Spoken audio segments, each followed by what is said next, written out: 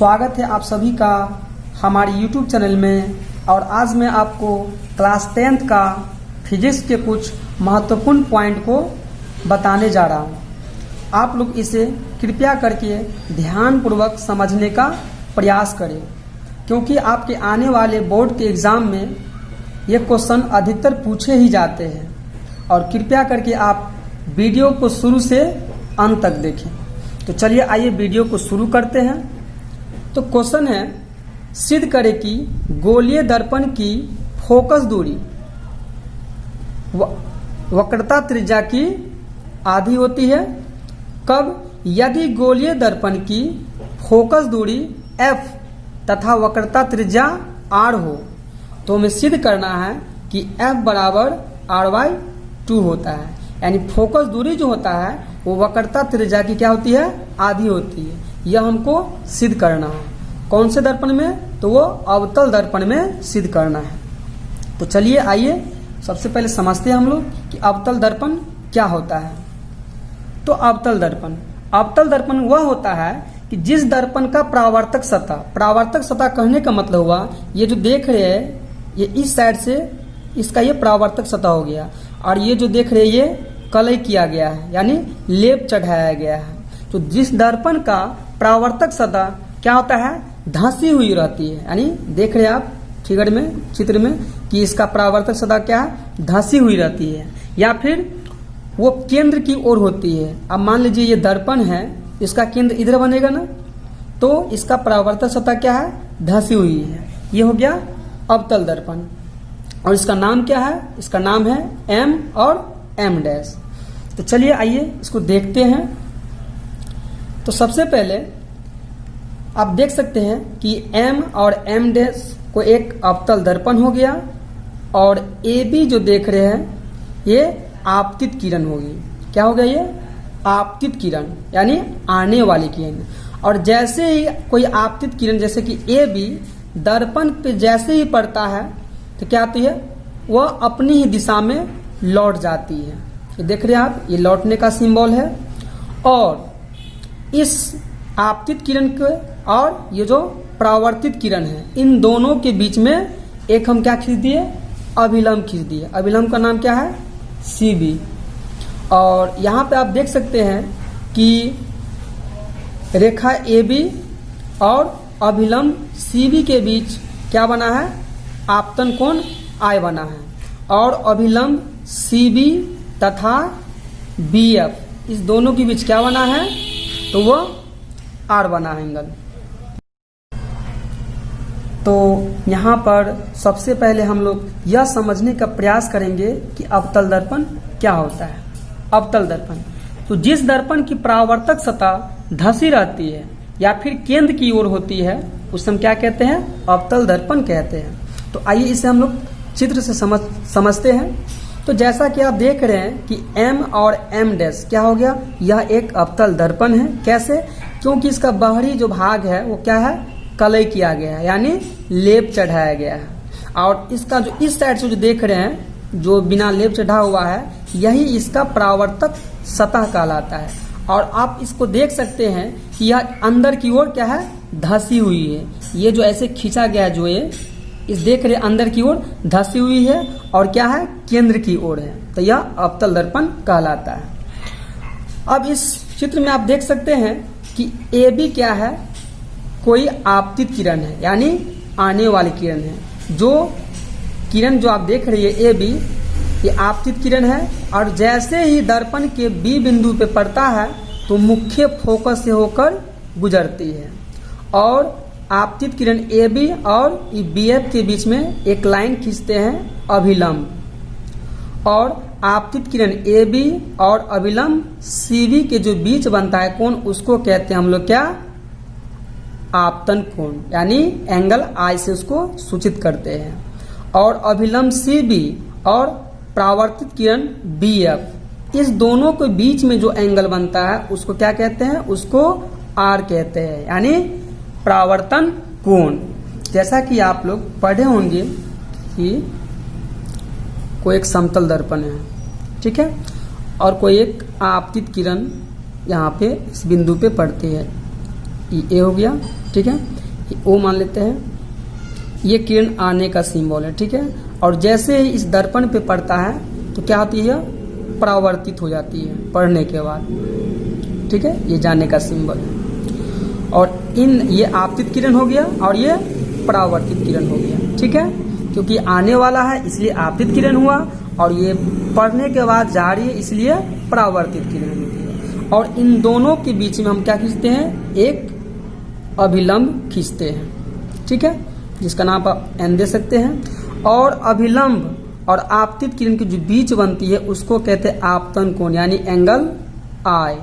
और अभिलंब, ठीक है, यानी ओ एन, और परावर्तित किरण ओ बी, इन दोनों के जो बीच बनता है एंगल उसको कहते हैं परावर्तन कोण। क्यों परावर्तन कोण, क्योंकि यह परावर्तित किरण से बनी है इसलिए इसको परावर्तन कोण, और ये आपतित किरण यानी आने वाली किरण से बनी है इसलिए इसको आपतन कोण। तो ये हो गया एंगल आई और ये हो गया एंगल आर। तो सेम आप यहाँ पे समझ सकते हैं कि जैसे देखिए ये कोई किरण है, जैसे ही दर्पण पे पड़ता है, ठीक है, इस बिंदु पे पड़ता है तो परावर्तित होती है, ठीक है। सेम हम इसमें भी करके देखा उसी तरह से। और इन दोनों किरण के बीच में एक अभिलंब खींचते हैं, ठीक है, जिसका नाम सीबी है। और इन दोनों के बीच में एंगल क्या बना, आई। क्यों, क्योंकि आपतित किरण से बनता है इसलिए इसका एंगल आर हो गया, सॉरी आई हो गया। और ये जो है एंगल आर वह परावर्तित किरण से बनता है इसीलिए इसका नाम एंगल आर हुआ। चलिए अब इसको हम लोग लिखेंगे। तो आप देख सकते हैं कि इस प्रकार से लिखा गया है इसको। तो जो हम चित्र बनाए हैं और इसमें कौन कौन सी क्रिया हो रही है इसी को हम यहाँ पे लिखेंगे। तो चलिए आइए इसको समझते हैं। माना कि एम डैश क्या है, एक अवतल दर्पण है। एम और एम डैश एक अवतल दर्पण है जिसका ध्रुव पी यानी दर्पण के जो बीचों बीच एक लाइन खींची जाती है और इसका बिंदु जो यहाँ मिलती है उसको ध्रुव कहा जाता है। ध्रुव को पी से सूचित करते हैं। तो जिसका ध्रुव क्या है, पी है। और तथा वक्रता केंद्र यह आपका सी क्या हो गया, ये वक्रता केंद्र हो गया यानी सेंटर हो गया। तथा वक्रता केंद्र क्या है, सी है। और आगे है ए बी एक आपतित किरण है। कहने का तात्पर्य हुआ ये जो ए बी जो है क्या है, आपतित किरण है यानी ये आने वाली किरण है, ठीक। जो दर्पण के प्रधान अक्ष मतलब पीसी, जो दर्पण के बीचों बीच जो रेखा खींची जाती है उसको क्या कहते हैं हम लोग, प्रधान अक्ष। तो जो दर्पण के प्रधान अक्ष पीसी के समांतर है, यानी ये जो आपतित किरण ए बी है किसके समांतर है, तो वह दर्पण के प्रधान अक्ष पीसी को बोलेंगे प्रधान अक्ष। तो इसके क्या है, प्रधान अक्ष पीसी के यह रेखा क्या है, समांतर है, ठीक है। अब आगे कहता है कि परावर्तन के बाद मुख्य फोकस एफ होकर गुजरती है, यानी यह ए बी जो आपतित किरण आने वाली है जैसे ही दर्पण के बिंदु बी पे पड़ता है तो क्या होती है, परावर्तित होती है। तो परावर्तन के होने के बाद किससे गुजरती है, या एफ से होकर गुजरती है। तब जब ये एफ से होकर गुजरती है तब दो एंगल इसके बीच बनता है। कब, जब हम एक अभिलंब खींच देते हैं तब। तो पहला एंगल हो गया, कौन हो गया, एंगल ए बी सी, उसका नाम क्या है, आई, जिसको आपतन कोण कहते हैं। तो एंगल आई हो गया। और एक एंगल है सी बी एफ, क्या उसको कहते हैं, परावर्तन कोण यानी एंगल आर। देख सकते हैं आप यहाँ फिगर में सी बी एफ, इसके बीच जो एंगल बनता है उसको हम लोग क्या कहते हैं, आर कहते हैं। तो इतना बात लिखने के बाद तो हमें सिद्ध करना है कि एफ बराबर r/2 या फिर r बराबर 2f। इसे क्रॉस मल्टीपल कर दिए, इसके बट्टा में कुछ एक है तो एक को r से तो r हो गया और f को 2 से 2f। तो हमको इतना सिद्ध करना है। तो चलिए आइए इसको सिद्ध करते हैं, प्रमाण यानी प्रूफ। तो सबसे पहले हम लोग परावर्तन के नियम से लिखेंगे,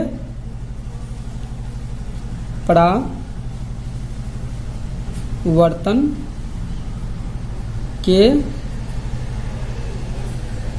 नियम से।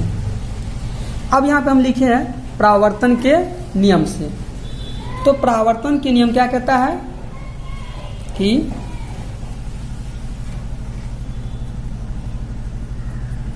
आपतन कोण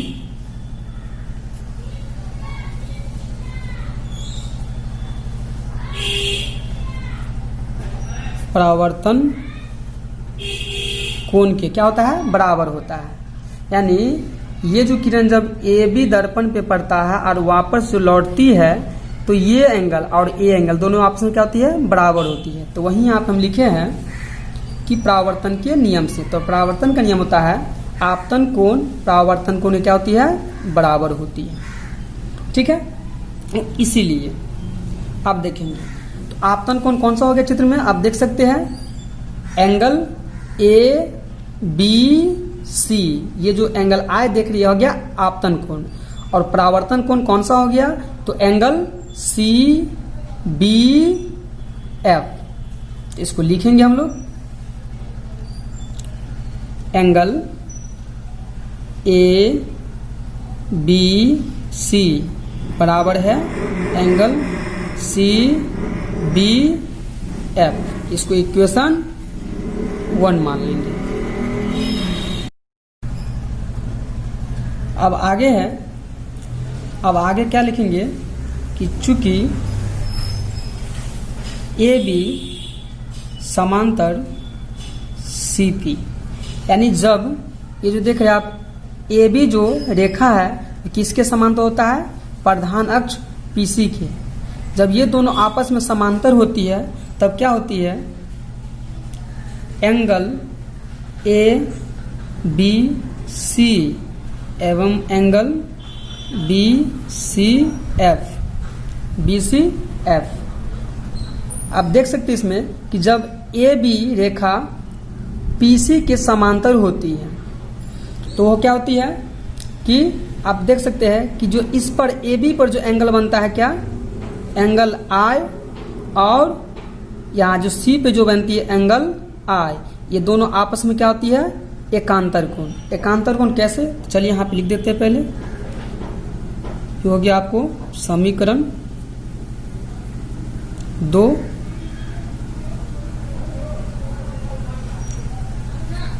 एकांतर कोण से। अब एकांतर कोण क्या आता है, तो हम लोग जानते हैं कि जब दो समांतर रेखा को एक तिर्यक रेखा काटती है तो ये एंगल इसके क्या होता है, एकांतर होता है। ठीक है, तो उसी प्रकार आप इस चित्र के अनुसार समझ सकते हैं कि ए बी किरण, ठीक है, पीसी के क्या है, समांतर है। और इस पे ये जो देख रहे हैं सी बी, यह क्या है, एक तिर्यक रेखा है। तो ये एंगल इससे क्या हो जाएगा, एकांतर। इसको हम लिख सकते हैं एंगल ए बी सी बराबर किसके, एंगल बी सी एफ के। इसको इक्वेशन हम लोग कितना, यानी समीकरण 2 मान लिए। अब समीकरण 1 और 2 को देखेंगे तो समीकरण 1 एवं समीकरण 2 से। अब समीकरण 1 और 2 में हम लोग देखेंगे, तो चलिए आइए देखते हैं। तो आप देख रहे हैं समीकरण 1, तो यहाँ देख रहे हैं ये एंगल ए बी सी, और यहाँ देख रहे हैं समीकरण 2 में एंगल ए बी सी, ये दोनों क्या है, बराबर है।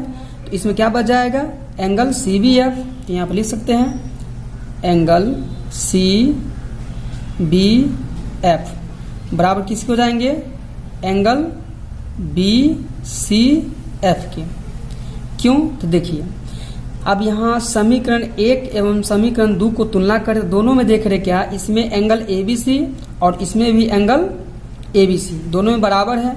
जब इतना बराबर इतना है और इतना बराबर इतना है तो क्या होगा, ये दोनों आपस में क्या हो जाएगा, ये दोनों आपस में बराबर हो जाएगा। तो इसीलिए हम लिखे यहाँ पे एंगल सी बी एफ बराबर है एंगल बी सी एफ के। अब आगे है अर्थात त्रिभुज BCF एक क्या है, समद्विबाहु त्रिभुज है। अब यहाँ पे आप चित्र में देख सकते हैं कि BCF क्या हो गया, एक समद्विबाहु त्रिभुज है। तो चलिए BCF देखते हैं। एंगल BCF, ये जो देख रही है क्या है, ये जो डायग्राम देख रहे हैं आप BCF, यह एक क्या हो गया, त्रिभुज बन गया। और कैसा त्रिभुज बना, तो यह एक समद्विबाहु त्रिभुज बना। क्यों? क्योंकि इसके एंगल C और एंगल B और C क्या है, आपस में बराबर है। यहाँ पे देख सकते हैं एंगल B और एंगल C, ये दोनों एंगल क्या हो गया, बराबर हो गया। इस पर जो भुजा है CF और ये भुजा BF, वो भी क्या हो जाएंगे, बराबर होंगे। तो इस प्रकार हम लिख सकते हैं यहाँ पे कि भुजा BF बराबर किससे हो गया, FC के। क्यों? तो वो समद्विबाहु त्रिभुज होने के कारण। आप कारण लिख सकते हैं। अब आगे है, लिख सकते हैं कि जब दर्पण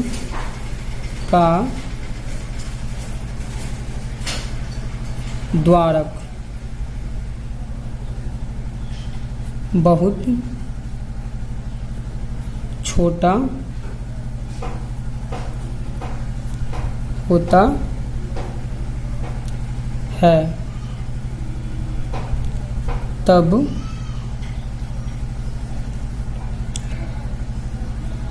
बहुत छोटा होता है तब बिंदु B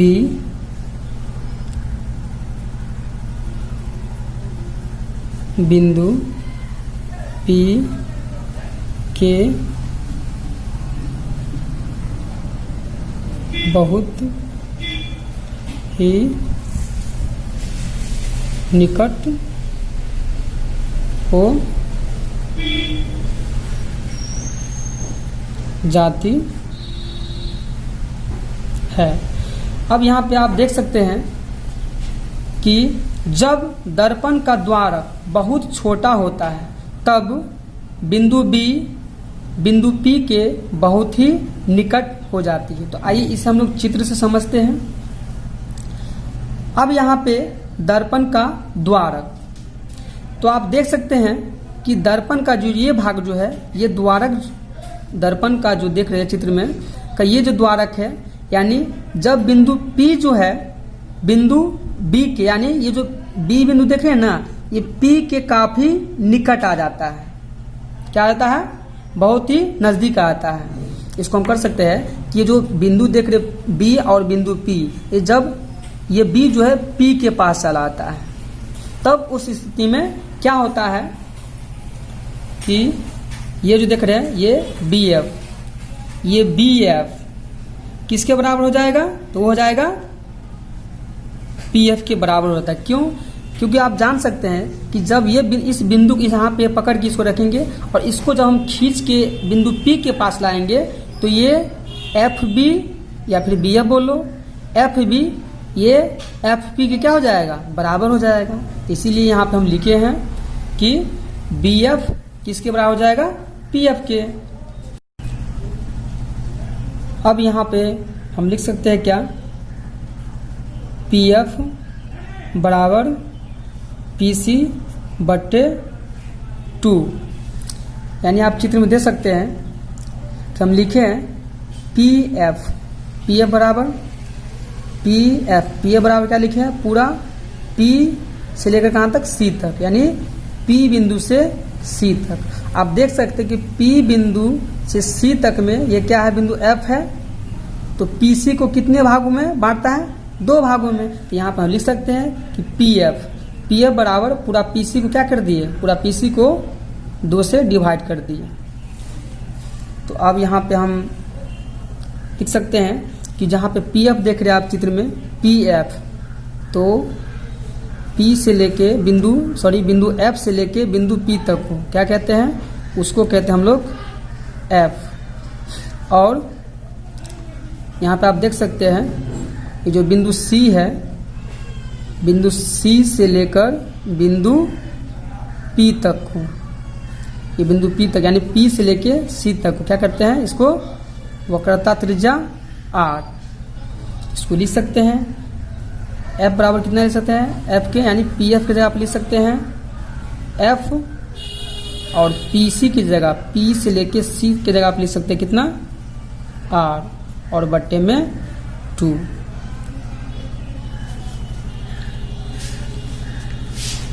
ये आपका प्रूव्ड हो गया। और इसी को लिख सकते हैं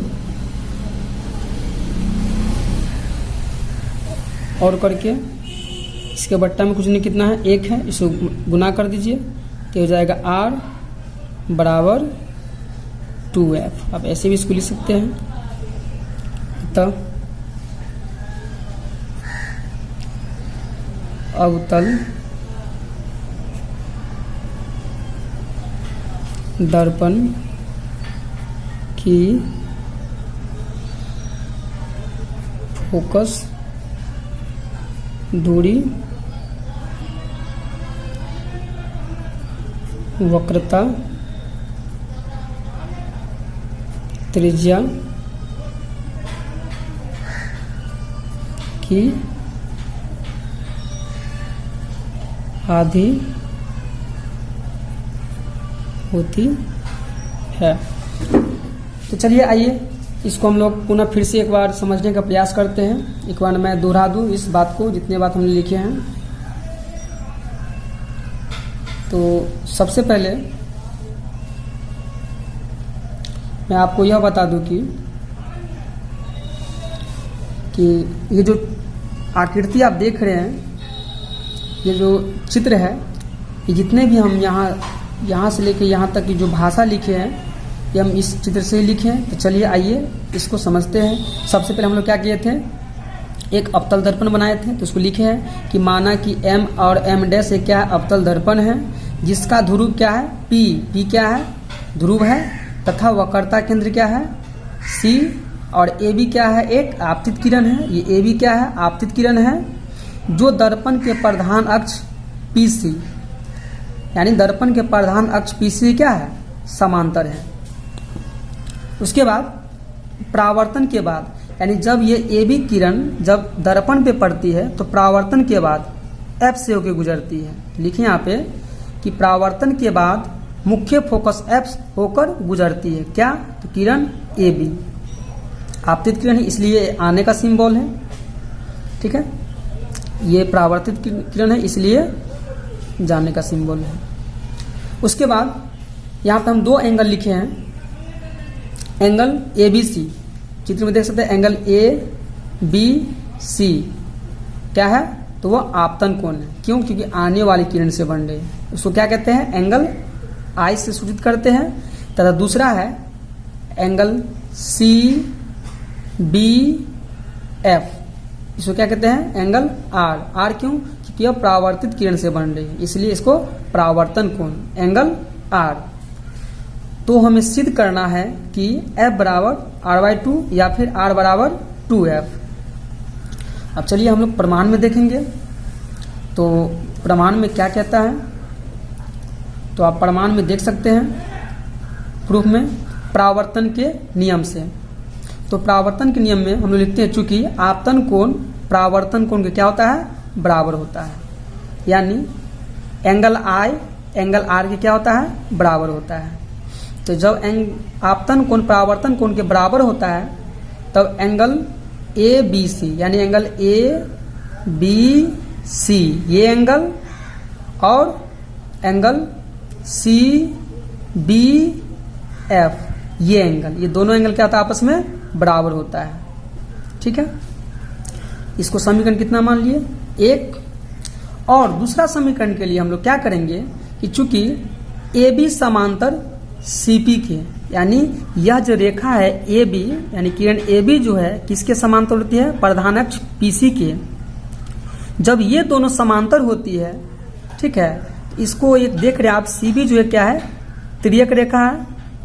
ठीक है। हम यहाँ पे आपको समझाए भी थे कि जब दो समांतर रेखा को कोई एक तिर्यक रेखा प्रतिच्छेद करती है तो ये एंगल, इस एंगल क्या होता है, एकांतर कोण होता है। तो वही यहाँ पे आप चित्र में देख सकते हैं कि ए बी और पीसी क्या है, दोनों आपस में समांतर है और यह कोई जो परावर्तन के जो बीच में अभिलंब खींचे थे सी बी, जब सी बी जाती है इन दोनों के बीच तो ये एंगल जो देख रहे हैं आप, एंगल बी और एंगल सी के क्या होता है, एकांतर कोण। तो वहीं पे हम लिखे यहाँ पे कि angle A B C, angle A B C बराबर किसके, एंगल बी सी एफ की। इसको समीकरण 2 माने हैं, कारण लिख दिए किसके कारण, तो यह एकांतर कोण से। अब हम समीकरण 1 और समीकरण 2 को तुलना करते हैं। तो लिखिए यहाँ पे समीकरण 1 एवं समीकरण 2 से दोनों में क्या देख रहे हैं कि इसमें देख रहे हैं एंगल एबीसी और यहाँ भी एंगल एबीसी, ये दोनों बराबर है। तो जब ये दोनों बराबर होगा तो ये भी दोनों आपस में क्या हो जाएगा, बराबर हो जाएगा। तो लिखिए हम यहाँ पे क्या, एंगल सी बी एफ बराबर है एंगल बी सी एफ के। अब आगे कहता है कि आप देख सकते हैं अर्थात जब बी कोण सी के बराबर होता है, कि जब ये बी कोण इस सी के बराबर होता है तो आपको ही पता होना चाहिए कि जब किसी भी त्रिभुज में दो कोण बराबर होता है तो वो क्या कहलाता है, वह समद्विबाहु त्रिभुज कहलाता है। तो यही यहाँ पे लिखे हम, अर्थात त्रिभुज बी सी